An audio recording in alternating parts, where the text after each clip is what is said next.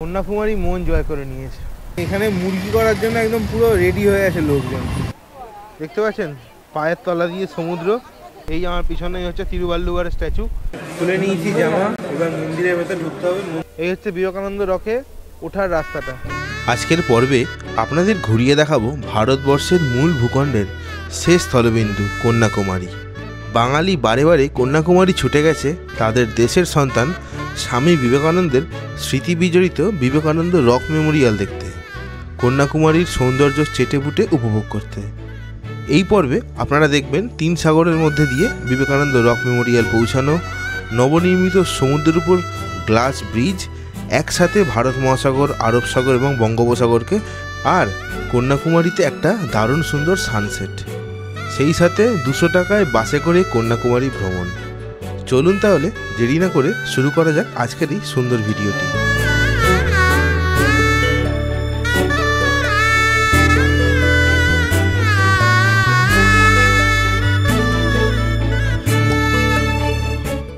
নমস্কার সবাইকে, নতুন একটা ভ্লগে ইন্ডিয়ার স্থলভাগের শেষ বিন্দু কন্যাকুমারী থেকে স্বাগত জানাচ্ছি আমার এই ভ্লগে। গত পর্বে আপনারা দেখেছেন আমি বিবেক এক্সপ্রেসে ডিব্রুগড় থেকে কন্যাকুমারী পর্যন্ত প্রায় 78 ঘন্টা জার্নি করে আবার পৌঁছেছিলাম হচ্ছে কন্যাকুমারী মাঝরাতে। আর আজকে 25 তারিখ, কন্যাকুমারীতে টেম্পারেচার বলছে এখন 26 ডিগ্রি। বেশ মনোরম ওয়েদার আছে এখন। আর বেরিয়ে গেছি হচ্ছে সাইট সিন করতে, সময় হয়েছে সকাল 8টা। আর এই হচ্ছে আমার হোটেল। ওই দিক থেকে স্টেশন ছিল, স্টেশন থেকে মোটামুটি 600 মিটার মতো হেঁটে এসেছি। হেঁটে এসে এটা হচ্ছে আমার হোটেল, হোটেল গঙ্গা। আর এদিক দিয়ে যদি আপনারা চলে যান, এদিক দিয়ে সোজা চলে গেলে পড়বে হচ্ছে কন্যাকুমারী সি বিচ। কন্যাকুমারী যে জন্য বিখ্যাত বিবেকানন্দ রক মেমোরিয়াল, সেইটাই এখন দেখতে যাচ্ছি। রাস্তা দিয়ে সোজা হেঁটে যাব। এখান থেকে 600 মিটার ডিস্টেন্স পায়ে হেঁটে সময় লাগতে পারে 10 মিনিট মতো। এবং তার আগে একটু চা খেতে হবে, কেননা সেই কালকে রাত্রে কিচ্ছু তেমন কিছু খাওয়া হয়নি, প্রচুর খিদে পেয়ে গেছে। সকাল সকাল হাতে পেয়ে গেছি গরম গরম কফি, দাম হয়েছে 15 টাকা। আহ, এই সাউথ ইন্ডিয়ার কফি ভাই সেরা। যেখান থেকে চা কফি খেলাম ঠিক তার পাশেই একটা ধোসার দোকান ছিল। সকালে ব্রেকফাস্টটা করেই নিলাম, কেননা এরপর যাব হচ্ছে ওই বিবেকানন্দ রকে। ওখানে দেরি হবে, খাওয়া দাওয়াটা দরকারি। কালকে রাতে অনেক আগে খাওয়া হয়েছে, খিদে পাচ্ছে, খাওয়া দাওয়াটা করে না দরকারি। পেটে খাওয়াটা পড়ে গেলে আরও ঘোরায় এনার্জি থাকবে। এই হচ্ছে ধোসাটা।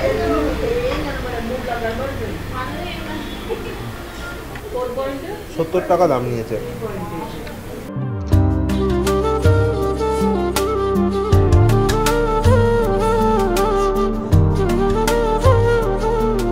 বিবেকানন্দ রক মেমোরিয়ালের এন্ট্রি গেটে ঢুকতেই আপনাদের টিকিট কাটতে হবে 100 টাকা এবং 300 টাকা। আপনারা আপনাদের সুবিধা মতো টিকিট কেটে নেবেন। সকালের দিকে বিবেকানন্দ রকে যাওয়ার জন্য ভালোই লাইন পড়ে, তবে বিকালের দিকে লাইনটা একটু কম হয়। কেটে নিয়েছি 300 টাকার টিকিট। আর এখানে কিন্তু কোনো রকম অনলাইনের ব্যবস্থা নেই, যা হবে পুরোটাই কিন্তু ক্যাশ। এইরকম কিউতে বসে থাকতে হবে। যখন একটা লঞ্চ গেছে যেটি, তো ওইটা আসলে তখন আবার পরেরটা যাবে। কিন্তু 100 টাকার যে লাইনটা, ওটাতে প্রচুর লাইন। ওটা এখন লাইন দিলে মোটামুটি আমার বিবেকানন্দ রক ঘুরে আবার এই মেনল্যান্ডে ফিরে আসতে 5-5.5 ঘন্টা লেগে যাবে। অত টাইম দেওয়া যাবে না। আবার দুপুর 3টের সময় একটা লোকাল সাইট সিনও বুক করা আছে আজকে, তো সেটাও করতে হবে। ভগবতী আমার মন্দির দেখতে হবে, গান্ধী মণ্ডপম দেখতে হবে, অনেক কিছু দেখার আছে আজকে। ওখান থেকে ছেড়ে দিয়েছে, সব জলদি ছুটছে লঞ্চে ওঠার জন্য। আর এখান দিয়ে যা ভিউটা দেখতে লাগছে না, ব্যাপক। দেখুন, মন ভালো হয়ে যাবে। এই হচ্ছে সাগরের ভিউ। এই হচ্ছে আমাদের লঞ্চ। উঠে পড়া যাক লঞ্চে। এই হচ্ছে লঞ্চ। লঞ্চের পিছন দিকটা হচ্ছে ছেলেদের জন্য, আর সামনের দিকটা হচ্ছে মেয়েদের জন্য। আর উঠে গেছি লঞ্চে, ব্যাপক এক্সাইটমেন্ট লাগছে, ব্যাপক। এই 3 সাগরের মধ্যে দিয়ে যাব হচ্ছে বিবেকানন্দ রক। অল্প একটু রাস্তা, 200 মিটার মতো, কিন্তু নৌকা এখনই দুলছে। সাগরের এত তেজ। 3টে সাগর, বঙ্গোপসাগর, আরব সাগর আর ভারত মহাসাগর। দেখুন কত সুন্দর লাগবে। দেখুন এই ঢেউটা আসছে, দেখুন। ও ঢেউটা ব্যাপক ব্যাপক।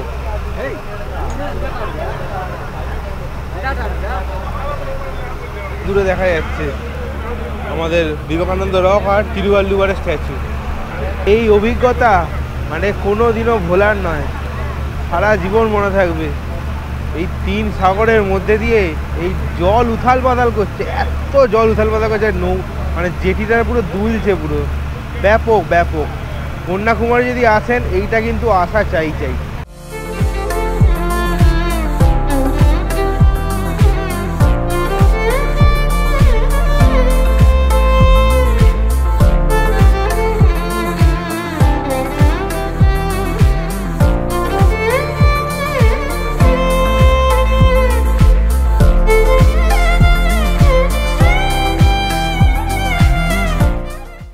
চলে এসেছি আমি একদম পুরো বিবেকানন্দ রকে। এই আমার পিছনে হচ্ছে বিবেকানন্দ রক, আর এদিকে যে মূর্তিটা দেখতে পাচ্ছেন এটা হচ্ছে বিখ্যাত তামিল কবি তিরুভাল্লুভারের স্ট্যাচু।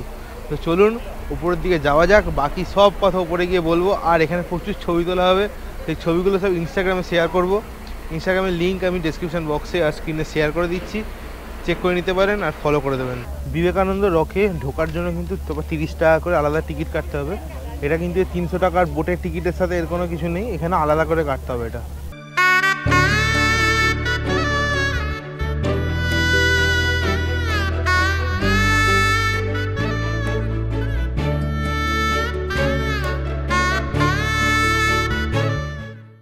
এই জায়গাটা এতটা সুন্দর না, মানে বুঝতেই পারছে চুল টুল থেকে উঠছে, এত সুন্দর মানে জায়গা, মানে আমি খুব কম জায়গাতেই পেয়েছি, এত মনোরম। আমি প্রায় নেই করে এখানে 35-40 মিনিট চুপচাপ বসে আছি। মানে ভিডিও বানাবো ঠিক আছে, কিন্তু এই যে একটা এই ফিলটা মানে ব্যাপক, সেটা এখানে আসতে হবে, তার জন্য এটাকে আমি মানে ভাষায় বোঝাতে পারবো না। হচ্ছে আমাদের বিবেকানন্দ রক, আর ঠিক এদিক দিয়ে কিছুটা হেঁটে আসার পর আপনারা এদিকে পেয়ে যাবেন হচ্ছে নতুন নির্মিত গ্লাস ব্রিজ, আর এদিকে হচ্ছে তামিল কবি তিরুভাল্লুভারের স্ট্যাচু। এদিকটা হচ্ছে আরব সাগর, ওদিকটা ভারত মহাসাগর, আর ও পাশটা হচ্ছে শান্ত বঙ্গোপসাগর। এই জায়গার কিন্তু একটা বিশাল বড় মাহাত্ম্য আছে। কেমন মাহাত্ম্য? এই জায়গায় আমাদের স্বামী বিবেকানন্দ এই কন্যাকুমারী যে মেন ল্যান্ড আছে সেখান থেকে সাঁতরে এইখানে এসেছিল তপস্যা করার জন্য। এবার এইখান দিয়ে সাঁতরানোর ব্যাপারটা কিন্তু খুব মানে সহজ কাজ নয়। মানে আমরা যখন জাহাজে করে আসছিলাম তখন রীতিমতো জাহাজ দুলছে, মানে 3টে সাগরের সঙ্গম, 3টে সাগরের 3 রকম জলের ফোর্স, সেখান দিয়ে তিনি সাঁতার কেটে এসেছেন। আমরা তো মানে লঞ্চে আসতেও ভয় লাগছে, তিনি সাঁতার কেটে এসছেন। এসে এইখানে একটা শিলাখণ্ড ছিল, এই যে জায়গাটা এখন এই যে মন্দিরটা দেখতে পাচ্ছেন এখানটা শিলাখণ্ড ছিল, এই শিলাখণ্ডের উপর তপস্যা করেছিল। এই শিলাখণ্ডটার উপরে এই কন্যাকুমারীতে আছে হচ্ছে ভগবতী আম্মার মন্দির, যাকে বলা হচ্ছে কুমারী মাতা। তিনি শিবকে পাওয়ার জন্য মানে বিয়ে করার জন্য এইখানে তপস্যা করেছিলেন এই জায়গাটাতে, কিন্তু পাননি। সেটা আমি তার হিস্ট্রি পরে আপনাদেরকে বলবো। তো সেই জায়গাতেই আমাদের বিবেকানন্দ এসে এখানে ধ্যান করেছিলেন। তো এই পাথরটার নাম হচ্ছে শ্রীপদ পাড়াই। 1892 সালের 25, 26, 27 ডিসেম্বর এই 3 দিন বিবেকানন্দ এখানে ধ্যান করেছিলেন। তারপরে তিনি গেছিলেন হচ্ছে, আমাদের সবাই জানি বিবেকানন্দ সেই আমেরিকার শিকাগো শহরে বক্তৃতা দিতে গেছিল। সেই বক্তৃতা কিন্তু এখান থেকেই তিনি এই ধ্যান করে তারপর সেখানে বক্তৃতা দিতে গেছিলেন। তারপর 1970 সালে বিবেকানন্দর স্মৃতি এখানে ধরে রাখার জন্য একনাথ রানাডে এই বিবেকানন্দ রক মেমোরিয়ালের প্রতিষ্ঠা করেছিল। এই হচ্ছে বিবেকানন্দ রকে ওঠার রাস্তাটা। আর এখানে দেখুন এরকম লেখাই আছে মানে কোনটা কোন দিক। এই দিকটা হচ্ছে নর্থ, এই যে এই পাশটা হচ্ছে নর্থ, এদিকটা হচ্ছে সাউথ, এদিকটা হচ্ছে সাউথ ইস্ট, মানে যেদিকটা মন্দিরটা আছে এটা হচ্ছে সাউথ ইস্ট। আর আমাদের কন্যাকুমারী যে মেন ল্যান্ড সেইটা হচ্ছে নর্থ ওয়েস্ট। বিবেকানন্দ এখানে উত্তর দিক মুখ করে, কন্যাকুমারীর দিকে মুখ করে ধ্যান করতে বসেছিলেন, যাতে তিনি দেখতে পারেন যে ভারতেরই বিভিন্ন রকমের ধর্ম, তার কালচার এবং মানুষজনের জীবনযাত্রা। আর এই বিবেকানন্দ রক তৈরির উদ্দেশ্যই হচ্ছে শান্তি প্রতিষ্ঠা করা।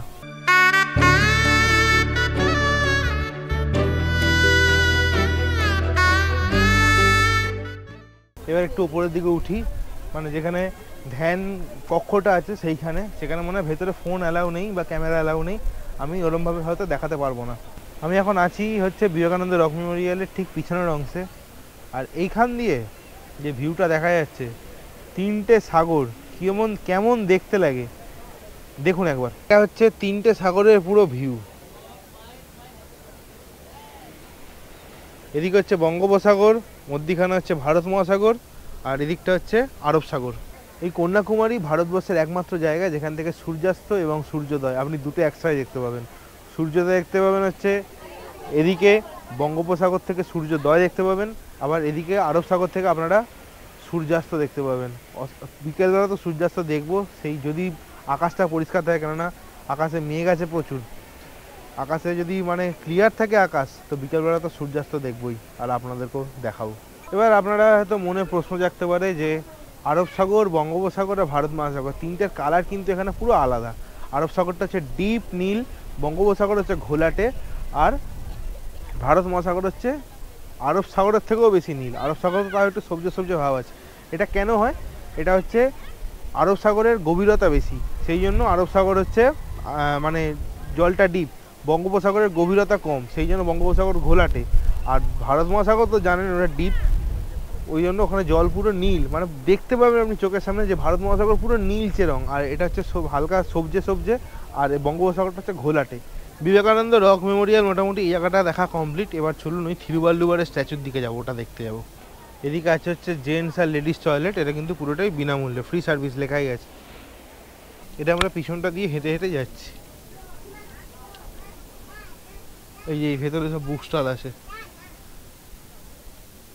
এটা হচ্ছে কন্যাকুমারীর বিবেকানন্দ রকে নতুন তৈরি হওয়া গ্লাস ব্রিজ। এই যে এটা হচ্ছে গ্লাস ব্রিজ, দেখতে পাচ্ছেন সামনে, এটা হচ্ছে এই যে কাঁচ। এর দেখতে পাচ্ছেন কিনা জানি না, আমার পায়ের তলে দিয়ে দেখছেন সমুদ্র। চলুন আগে যাচ্ছি, আরও আগে গেলে পরিষ্কারভাবে বোঝা যাবে। এই জায়গাটা লক্ষ্য করুন, দেখতে পাচ্ছেন পায়ের তলা দিয়ে সমুদ্র, দেখুন ঢেউ আসছে।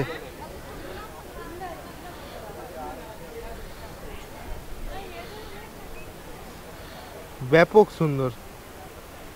আমরা এখন চলে এসেছি হচ্ছে থিরুভাল্লুভারের স্ট্যাচুর সামনে। এই হচ্ছে থিরুভাল্লুভারের স্ট্যাচু। আমরা এই পাশ থেকে এলাম এই গ্লাস ব্রিজটা টপকেই। এবারে আপনাদেরকে একটা ইন্টারেস্টিং জিনিস দেখাই, চলুন।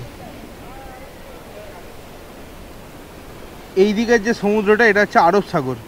দেখছেন এখানে জল কত মানে দুরন্ত, দেখুন ব্যাপক দুরন্ত জল এখানে, মানে জল পুরো মানে এদিক ওদিক ছটফট করছে। আর ঠিক এর অপোজিটেই হচ্ছে বঙ্গোপসাগর আছে, দেখাচ্ছি দেখুন।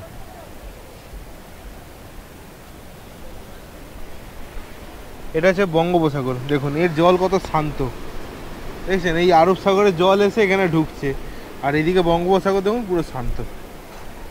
এত শান্ত হওয়া সত্ত্বেও বঙ্গোপসাগরে প্রতি বছর আমাদের পশ্চিমবঙ্গেতে এতগুলো করে ঝড় হয়। এই মানে আমফান, আয়লা, এই সমস্ত ঝড়ে কিন্তু ক্ষতিগ্রস্ত হই, এত শান্ত সমুদ্র হওয়া সত্ত্বেও বঙ্গোপসাগর। এই হচ্ছে থিরুভাল্লুভারের স্ট্যাচুর উপরে যাওয়ার জন্য একটা রাস্তা আছে, এই রাস্তা বরাবর সোজা উপরে উঠে যেতে হবে। চলে এসেছি থিরুভাল্লুভারের স্ট্যাচুর সামনে। এই আমার পিছনেই হচ্ছে থিরুভাল্লুভারের স্ট্যাচু। আর তামিল কবি ছিলেন, খুব বিখ্যাত তামিল কবি থিরুভাল্লুভার। আমাদের যেরকম বিশ্বকবি রবীন্দ্রনাথ ঠাকুর, তেমনি তামিলনাড়ুর লোকেদের কাছে বা তামিল লোকেদের কাছে হচ্ছে থিরুভাল্লুভার। যাই হোক, আপনারা এনজয় করুন, এখানে এসে প্রচুর পরিমাণে ছবি তুলুন আর পোস্ট করুন, আর কিচ্ছু করার নেই, মন ভরে ছবি তুলুন, এখানে আর কিচ্ছু করতে হবে না। সময় হয়েছে এখন সকাল 10:40, আর এবারে এখান থেকে যাওয়া যাক মেনল্যান্ডের দিকে। এখানে আর বসে থাকার মতো আর টাইম দিলে চলবে না, কেননা এরপরে আরও অনেকগুলো আছে। যাই হোক, মানে এবারে যেতে হবে হচ্ছে ওই কুমারী মায়ের মন্দির, মানে ভগবতী আম্মার মন্দিরে, আর গান্ধী মণ্ডপ, এই দুটো ঘুরবো, তারপরে হোটেলে যাব।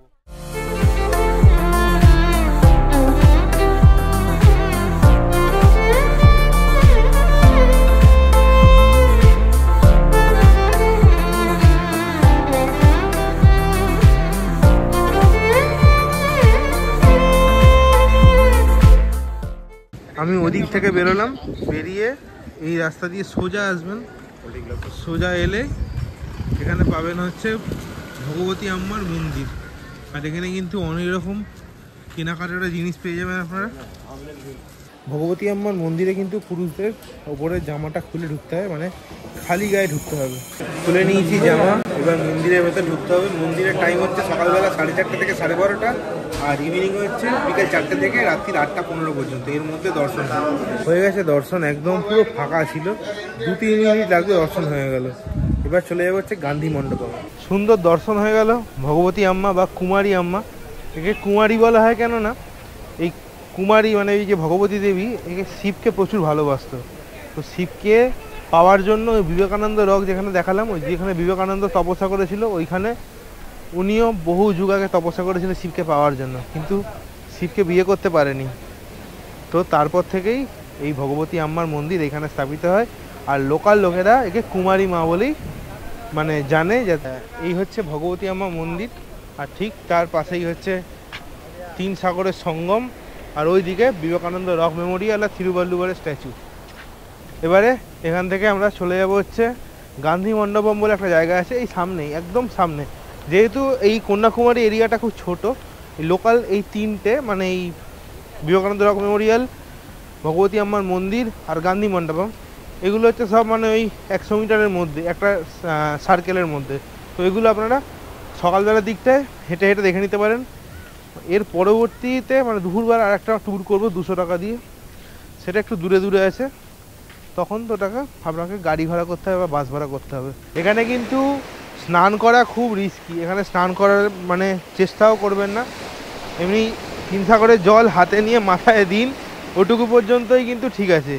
আচ্ছা, মহাকুম্ভতে প্রয়াগরাজ যেতে পারিনি, তার তো পাপ খণ্ডন করতে হবে, তাই জন্য আমি চলে এসেছি হচ্ছে কন্যাকুমারীতে 3 সাগরের সঙ্গমে। এখানে একটুখানি সমুদ্রের জল আমি মাথায় ছিটিয়ে নিয়ে আমি আমার পাপ মুক্ত হলাম।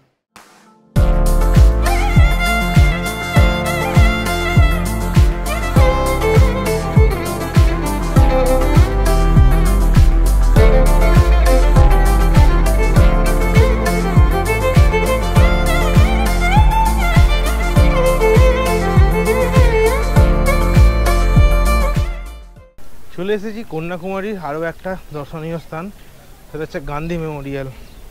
এটা হচ্ছে গান্ধী মেমোরিয়াল। ওই দিক থেকে একটু হেঁটে আসলেই আপনারা পেয়ে যাবেন।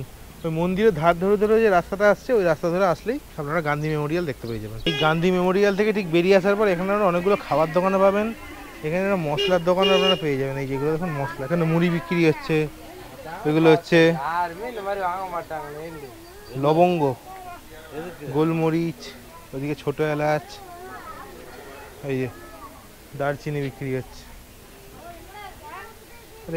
এই জায়গাটা হচ্ছে ন্যাশনাল হাইওয়ে 44, এখানে এসে শেষ হয়েছে। এদিক থেকে আসছে ন্যাশনাল হাইওয়ে 44, এইখানটায় এসে শেষ, কাশ্মীর থেকে কন্যাকুমারী পর্যন্ত। যে হাইওয়েটা কাশ্মীর থেকে কন্যাকুমারীকে কানেক্ট করেছে, ন্যাশনাল হাইওয়ে 44, এই ঠিক গান্ধী মণ্ডপমের সামনে এসে এটা শেষ করেছে। এখানে আপনারা অনেক রকমের ট্যুর ট্রাভেলসের কিন্তু দোকান পেয়ে যাবেন, যেখান থেকে আপনারা এই যে 200 টাকার যে সাইট সিনগুলো হয় সেগুলো বুক করতে পারেন। আর এই যে এই জায়গাটা, ওই সামনে গিয়ে বাঁদিকে গেলেই হচ্ছে বিবেকানন্দ রক যাওয়ার যে বোটের জেটি ঘাটটা সেইটা। আর এইদিকে কিন্তু অনেক রকমের ছোট বড় মাপের হোটেল আছে। রাস্তাটা চলে যাচ্ছে হচ্ছে জেটি ঘাটের দিকে, এই যে এই রাস্তাটা। আর ঠিক তার অপোজিটের যে রাস্তাটা আছে, এই যে এই রাস্তাটা, এখানে একটা দোকান আছে হোটেল আমার সোনার বাংলা, ভেজ আর নন ভেজ। এখানে বাঙালি খাবার দাবার পাওয়া যায়। আমার সোনার বাংলায় খাবারের এত দাম নয়। এই সোনার বাংলাতে খাবারের দাম ভেজ থালি দেখাচ্ছে 160 টাকা। দরকার নেই, আমি এখানকার লোকাল খাবারই খেয়ে নেবো।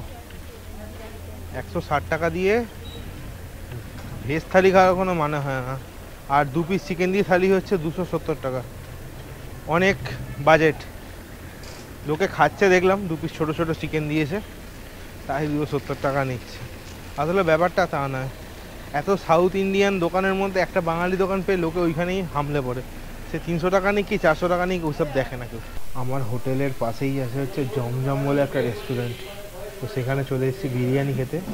219 টাকা নিয়েছে। কী কী দিয়েছে একবার দেখাই। এখানে আছে বিরিয়ানি, এখানে একটা কারি, এখানে একটা কটু পরোটা, আর এটা ওই কী সব দিয়েছে এগুলো, ওই রায়তা ফায়তা দিয়ে দিয়েছে এগুলো। বিরিয়ানিটা ভালো কথা। এখানে এরকম এই পরোটা দিয়েছে, কটু পরোটা বলে এগুলো, লাচ্ছা পরোটার মতো। ভালো। আর এটা হালুয়া, ভালো খেতে হবে এটা। সময় হচ্ছে দুপুর 2:40, আর একটুখানি খেয়ে দিয়ে নিয়ে হোটেলে এসেছিলাম, 1 ঘন্টা মতো রেস্ট করলাম। এবারে বাস আসবে, সাইট সিনের 200 টাকা দিয়ে বুক করেছি, ওই হোটেল থেকেই বুক করেছি, ওগুলো হোটেল থেকে বুক করা যায়। তো আপনারা যে হোটেলে থাকবেন তাদেরকে বলবেন, তারাই বুক করে দেবে, একদম হোটেলের সামনে থেকে আপনাদেরকে পিক আপ করে নেবে এই বাস এসে। সাইট সিনের মধ্যে এই জায়গাগুলো ঘোরাবে, এই সুচিন্দ্রম টেম্পল, ভারত মাতা টেম্পল, 1000 বছরের শিব মন্দির, তিরুপতি মন্দির, Siddhi Sai, wax museum, Vivekananda pictorial exhibition, Shriram মন্দির আর সানসেট পয়েন্ট। এগুলো নিয়ে হচ্ছে 200 টাকা, 3টে থেকে বিকেল 7:30 পর্যন্ত, ওই 4.5 ঘন্টার ট্রিপ। আর সকালবেলা হচ্ছে 9টা থেকে 1টা পর্যন্ত। এই বাসটা করে আজকে যাবো হচ্ছে কন্যাকুমারী সাইট সিন করতে। সময় হয়েছে 3:06, আর আমাদের বাস ছেড়ে দিল, সাইট সিনের বাস। আর আমরা আজকে এখন প্রথমে যাব হচ্ছে বালাজি মন্দির। কন্যাকুমারী যেটা বালাজি মন্দির আছে সেইখানে যাচ্ছি। আর এখান থেকে ডিস্টেন্স মোটামুটি ওই ধরুন 15-20 মিনিট মতো লাগবে। চলে এসেছি তিরুপতির বালাজি টেম্পলে, ওই 10 মিনিটই লাগলো, 10-15 মিনিট মতো। আর এখানে 20 মিনিট সময় দিয়ে দিয়েছে, মানে একটা সময়ের তো স্প্যান আছে না, 4.5 ঘন্টার মধ্যে 9খানা স্পট ঘোরাতে হবে। তো মানে 20 মিনিট বেঁধে দিল, ঠিক আছে, 20 মিনিটের মধ্যে দেখা হয়ে যাবে। এই হচ্ছে তিরুপতি বালাজি মন্দির, তিরুমালা তিরুপতি দেবস্থানম। আচ্ছা আচ্ছা, এটা টিটিডি অপারেট করে, মানে যেটা আমাদের নর্মাল অন্ধ্রপ্রদেশের মেন তিরুপতির মন্দির যে অপারেট করে টিটিডি, এখানে ওই একই সংস্থা অপারেট করছে এটা।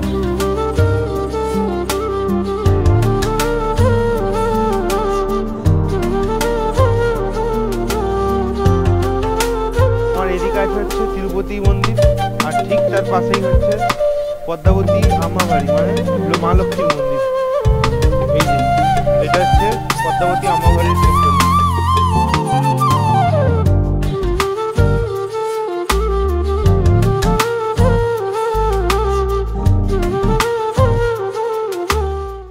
সময় হয়েছে বিকেল 3:45, আমাদের বাস ছেড়ে দিল হচ্ছে তিরুপতি বালাজি মন্দির থেকে। পরবর্তী দ্রষ্টব্য হচ্ছে ভারত মাতা মন্দির। এসে গেছি আজকে আমাদের যাত্রার 2 নম্বর স্পট, ভারত মাতা মন্দির। এই যে আমাদের বাস যেখানে দাঁড়িয়েছে, আর এই হচ্ছে ভারত মাতা মন্দির।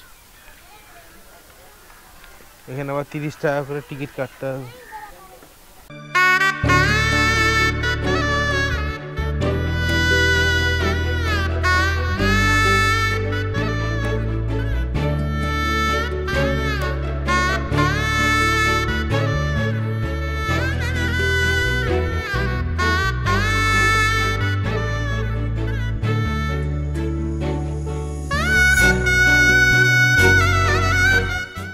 একরাশ বৃষ্টি মাথায় নিয়ে পৌঁছে গেছি আজকে আমাদের 3 নম্বর দ্রষ্টব্য কন্যাকুমারী সাই বাবা মন্দিরে।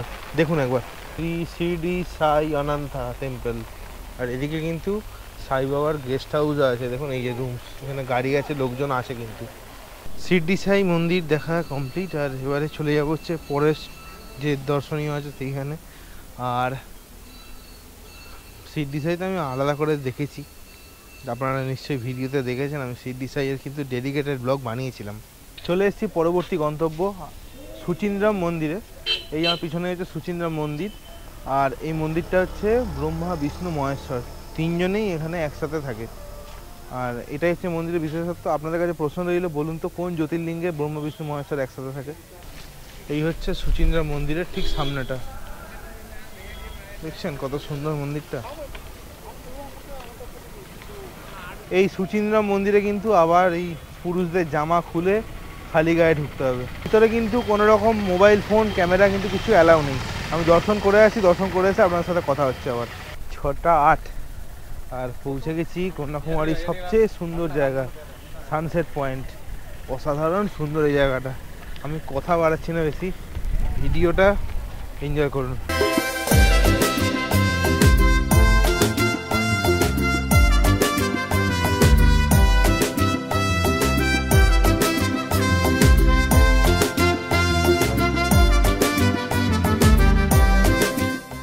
দারুণ সুন্দর এই কন্যাকুমারী, মানে অপূর্ব সুন্দর, কিছু মানে বলে ভাষায় আমি বোঝাতে পারবো না।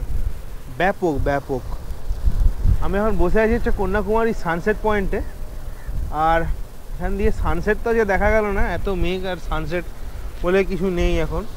কিন্তু এই একটা মানে সুন্দর আবহাওয়া না, এই যে আরব সাগরের জল এই পাথরগুলোর গায়ে ছিটকে ছিটকে আসছে, এই জায়গাটা মানে পুরো এসে পুরো ওয়ার্থিট। যে 200 টাকার ট্যুরটা করছি আমরা গিয়ে, তো এই জায়গাটা এসে এটা পুরো ওয়ার্থিট, মানে ব্যাপক।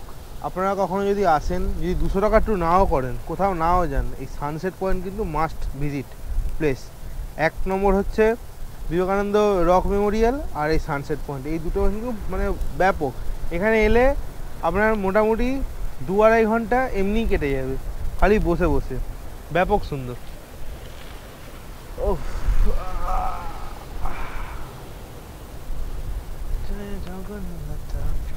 আপনারা কে কতবার কন্যাকুমারী এসেছেন কমেন্ট করে জানাবেন তো। আর কেউ এখনও কন্যাকুমারী আসেননি, কারা আসতে চাইছেন তারা কমেন্ট করে জানাবেন। আমার তো এটা ফার্স্ট টাইম, কথা দিলাম আমি আবার আসবো কন্যাকুমারী। কন্যাকুমারী মন জয় করে নিয়েছে। সময় হয়েছে এখন সন্ধ্যে 7:46, আর আমরা পৌঁছে গেছি হচ্ছে কন্যাকুমারীর ওয়াক্স মিউজিয়াম মায়াপুরীতে। আর এদিকে হচ্ছে রেলওয়ে স্টেশন, আর এদিকে হচ্ছে মেন রোড, আর এটা হচ্ছে ওয়াক্স মিউজিয়াম। কিন্তু কিন্তু কিন্তু আমি এর ভেতর ঢুকবো না। এই ওয়াক্স মিউজিয়াম দেখার আমার কোনো রকম ইন্টারেস্ট নেই। আপনারা চাইলে ঢুকতে পারেন 120 টাকা দিয়ে। আগেরটা ওই যে ওয়াটার ফাউন্টেন এরা গেছিলো, বলছে পুরো মানে মুরগি বানিয়েছে, কিচ্ছু নেই ভেতরে, আমাকে দেখাচ্ছিল ভিডিও। আপনারা ভেবে চিনতে ঢুকবেন, মানে এখানে মুরগি করার জন্য একদম পুরো রেডি হয়ে আছে লোকজন। এটার ভেতরে ঢুকছি না। এর ভেতর যে 120 টাকা খরচা করবো, তার থেকে বাইরে গিয়ে কিছু খাওয়া দাওয়া করে আসি, পেটটা ভরে যাবে আমার। স্টেশনের ওই রাস্তাটা থেকে কিছুটা হেঁটে এলাম, মানে স্টেশন থেকে বেরিয়ে বাঁদিকে একটা চাউমিনের দোকান থেকে নিয়েছি হচ্ছে একটা এগ চিকেন নুডলস, হাফ 60 টাকা। ওই ওয়াক মিউজিয়ামে ঢুকে লোকের মূর্তি দেখার থেকে পেটে খাওয়া অনেক ভালো। সময় হচ্ছে এখন রাত্রি 8:23। আমাকে আমার হোটেলের সামনে নামিয়ে দিল আমার বাস। ট্যুরটা মানে ছিল মোটামুটি, মানে সবচেয়ে ভালো ছিল হচ্ছে ওই সানসেট পয়েন্টটা, আর আমার তেমন কিছু ভালো লাগেনি। চলে এসেছি রুমের ভিতরে রাতের খাবার নিয়ে। সেটার মধ্যে একটা ডিম ভাজা আছে 20 টাকায়, উল্টো দিকে একটা দোকান ছিল হোটেল গঙ্গার। আর একটু দূরে হেঁটে হেঁটে গেছি, এখান থেকে চাউমিন খেলাম, ওখান থেকে একটা চিকেন ফ্রাইড রাইস ছিলাম হাফ, ওটাও 60 টাকায় নিল। যাই হোক, আজকের এই কন্যাকুমারী ভ্রমণ কেমন লাগলো অবশ্যই কমেন্ট করে জানাবেন। ভিডিও ভালো লাগলে লাইক শেয়ার সাবস্ক্রাইব করবেন। সাবস্ক্রাইব করার সাথে পাশে থাকা বেল আইকনটা অবশ্যই টিপে দেবেন, যাতে নতুন কোনো ভিডিও ছাড়লে তার ইনস্ট্যান্ট নোটিফিকেশন আপনার ফোনে পৌঁছবে। লাস্ট চলি, পরবর্তী ভাবে দেখা হচ্ছে রামেশ্বরমে। ততক্ষণ পর্যন্ত ভালো থাকবেন, সুস্থ থাকবেন, আর ঘুরতে থাকবেন। Good bye, tata from Kanyakumari.